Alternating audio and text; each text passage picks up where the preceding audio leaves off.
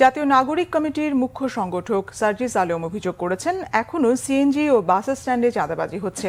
নরসিংদীর শিবপুরের ইটাখোলা মোড়ে বুধবার দুপুরে জুলাই ঘোষণাপত্র প্রসঙ্গে সব শ্রেণী পেশার মানুষকে জানাতে এবং ঘোষণাপত্রের ৭ দফা অন্তর্ভুক্তির দাবিতে লিফলেট বিতরণকালে এক পথসভায় তিনি একথা বলেন। এসব অনিয়মের বিরুদ্ধে প্রতিরোধ গড়ে তোলারও আহ্বান জানান সার্জিস আলম।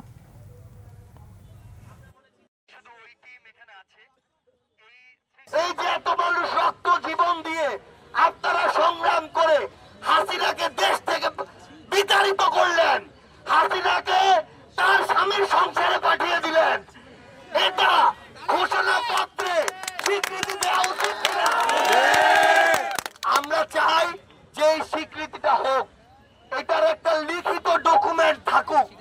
এটাই হচ্ছে আমাদের ঘোষণাপত্র, এবং এই স্বীকৃতিটা ঘোষণাপত্রের মাধ্যমে সংবিধানের কোন একটা জায়গায় লিপিবদ্ধ থাকুক।